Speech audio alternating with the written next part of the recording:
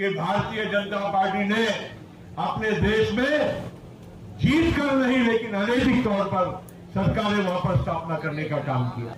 इस देश को जो डॉक्टर बाबा साहेब आम्बेडकर ने संविधान दिया है उसके साथ कहीं न कहीं बड़े पैमाने से खिलवाड़ हो रहा है। ये आज अनेक लड़ाई हमारे लोगों के सामने चुनौतियां है। हमारे माइनॉरिटीज की लड़ाई है, ओबीसी की लड़ाई है। शरद पवार जी आगे बढ़ो, शरद पवार जी आगे बढ़ो। शरद पवार जी आगे कब बढ़ेंगे? जब राष्ट्रवादी कांग्रेस पार्टी की ताकत बढ़ेगी। हमारे जो चैंपियन गोल्ड मेडलिस्ट रहे, ओलंपिक जीते, कॉमनवेल्थ गेम जीते, हमारे नौजवान बच्चे बच्चियां आज महीनों से अपने अधिकार के लिए वो लड़ाई लड़ रहे हैं, न्याय मांग रहे हैं। हमारी राष्ट्रवादी कांग्रेस पार्टी ने राष्ट्रीय पार्टी का दर्जा हासिल किया और हम देश की चंद पार्टियों में से हम उन पार्टियों में गिनती में आए कि जिन्होंने इस देश में राष्ट्रीय पार्टी का दर्जा प्राप्त किया था। कई पार्टियां 100 साल से भी ज्यादा पुरानी, कोई हमसे बड़ी, लेकिन राष्ट्रवादी कांग्रेस पार्टी ने पवार साहब के नेतृत्व में ये विक्रम हासिल किया था। और इसलिए मैं ज्यादा आज के दिन अभी और कार्यक्रम है, इसके बाद और भी भाषण होंगे। मेरा पवार साहब के बाद मुझे भी थोड़ा वक्त और मिलने वाला है। पवार साहब ने कहा कि कम भाषण, लेकिन हम लोगों तक अपनी बात को कैसे पहुंचा सके।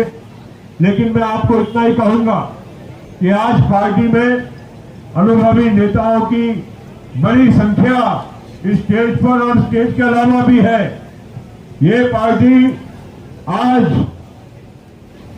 लक्षद्वीप कहा आया, अरबी महासागर के बीच में एक टापू, वहां से हमारा सांसद से लेकर पूर्व तट के नागालैंड में आज हमारी पार्टी के 7 विधायक वहां पर चुनकर गए।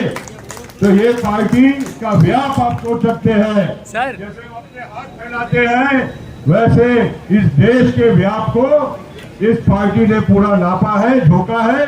और इसीलिए आज ये पार्टी की ख्याति इतनी विशाल हुई है। कुछ तांत्रिक बातें जरूर आई है, लेकिन हमें विश्वास है कि जिस तरह से अभी नागालैंड में हमारे पार्टी की ऐतिहासिक विजय हुई है, वो दिन भी दूर नहीं है कि पार्टी का व्याप फिर से हमारा कश्मीर से कन्याकुमारी तक और गुजरात से मणिपुर तक हमारा नहीं निर्माण होगा। और इसीलिए मैं ज्यादा कुछ अभी इस वक्त न कहते हुए पुनश्च आप सभी लोगों का स्वागत करता हूं। तनाव का माहौल, आज मणिपुर में दंगे हो रहे हैं, आज महाराष्ट्र में परसों के दिन 2 समुदायों में लड़ाई झगड़े करने के प्रयास किए गए, कर्नाटक में हुआ, कहीं हिजाब की बात हुई, कहीं और बात हुई। इस देश के एक जो धर्मनिरपेक्ष जो हमारा एक चेहरा है, इस देश को जो डॉक्टर बाबा साहेब आम्बेडकर ने संविधान दिया है उसके साथ कहीं न कहीं बड़े पैमाने से खिलवाड़ हो रहा है। ये बात आप और हम बहुत अच्छी तरह से जान रहे हैं, देख रहे हैं, अनुभव कर रहे हैं। देश के गरीबों की क्या हालत है आज देश में। यहाँ पर आप देखते हैं दिल्ली जैसे इतने बड़े हमारे राजधानी में हमारे जो चैंपियन गोल्ड मेडलिस्ट रहे, ओलंपिक जीते, कॉमनवेल्थ गेम जीते, हमारे नौजवान बच्चे बच्चियां आज महीनों से अपने अधिकार के लिए वो लड़ाई लड़ रहे हैं, न्याय मांग रहे हैं। इस देश के किसानों ने लाखों की संख्या में पिछले साल आपने देखा कि कितना संघर्ष किया। इस देश के लोगों के किसानों की मांग को रख के, किसानों के लिए अधिकार मांगने के लिए महीनों सालों तक उन्होंने सड़कों पर रहकर अपनी लड़ाई लड़ी। लेकिन किसी ने भी उनके आंखों का आंसू पूछने के लिए या उनका हालचाल पूछने के लिए भी कभी किसी ने कोई फिक्र नहीं की, चिंता नहीं की। ऐसा दुर्भाग्यपूर्ण परिसर ये आज हमारे देश का आज हमको चित्र नजर आ रहा है। और इसीलिए साथियों आज एक बहुत बड़ी मुहिम जिसमें चल रही है, आप देख रहे हैं इन ताकतों को हटाने के लिए आपको और हमको संगठित होने की जरूरत है। देश के हर पार्टी को संगठित होने की जरूरत है। ये चित्र आज धीरे धीरे और स्पष्ट नजर आते जा रहा है। अभी आपने देखा कि जो लोग अपने आप को हमेशा कहते थे कि हम को कोई हरा नहीं सकता, परास्त नहीं कर सकता है, हम अजिंक्य है, ऐसे लोगों को आज यहाँ पर हमारे देश के लोगों ने अलग अलग सूबों में उनकी जगह दिखाने का भी काम की शुरुआत की है। हिमाचल में आपने देखा, कर्नाटक में आपने देखा, और आगे आने वाले दिनों में आप देखेंगे इस देश के कई सूबों में आपको किस तरह का एक बदलाव का एक वातावरण नजर आएगा। ये बहुत ज्यादा देर आपको रुकने की जरूरत नहीं पड़ने वाली है। आपने देखा होगा हमारे महाराष्ट्र में आदरणीय पवार साहब के नेतृत्व में महाविकास आघाड़ी की सरकार की स्थापना हुई। शिवसेना, कांग्रेस और राष्ट्रवादी कांग्रेस पार्टी के तीनों हमारी पार्टियों ने मिलकर वहां पर एक अच्छी सरकार देने का काम हम लोगों ने किया।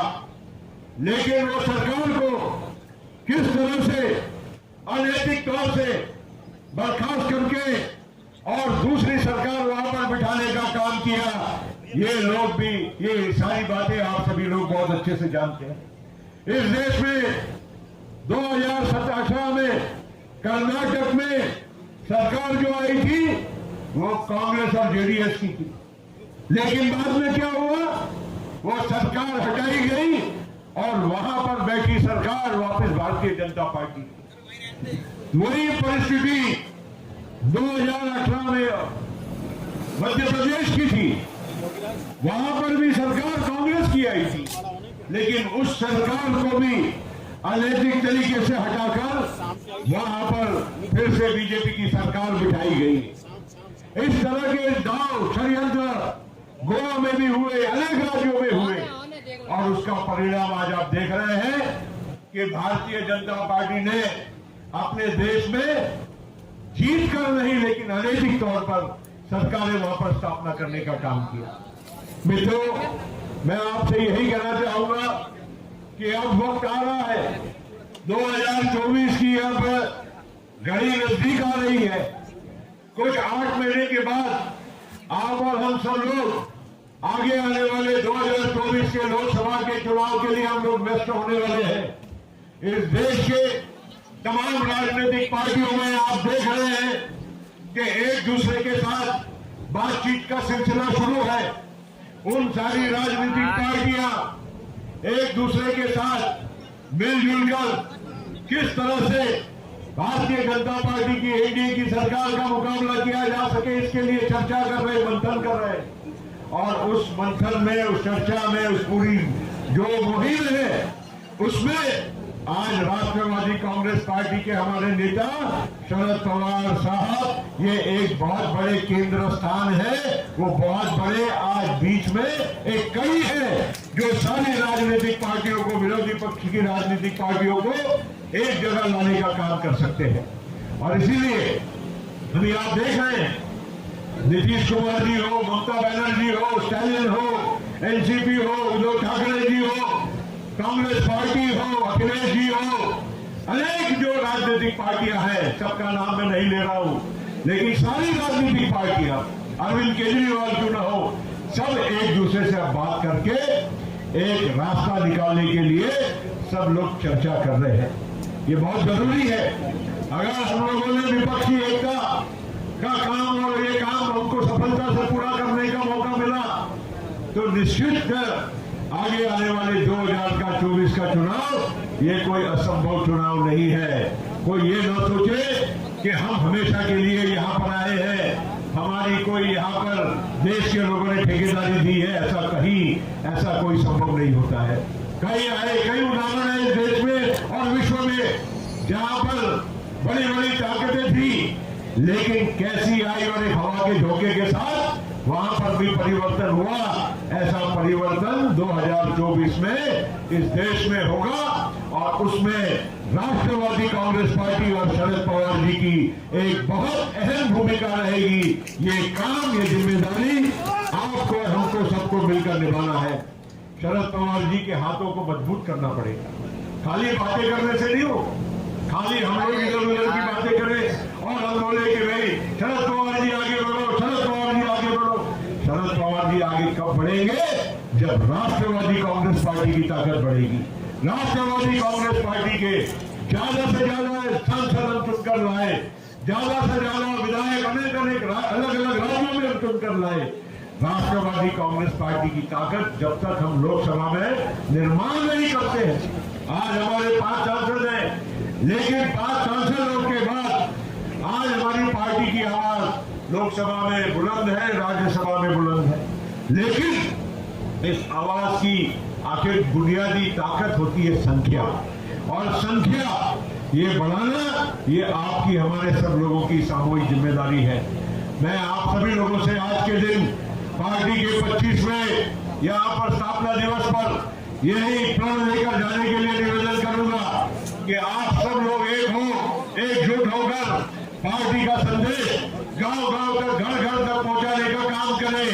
इस देश में न्याय, सामाजिक न्याय, आज अनेक लड़ाई हमारे लोगों के सामने एक चुनौतियां है।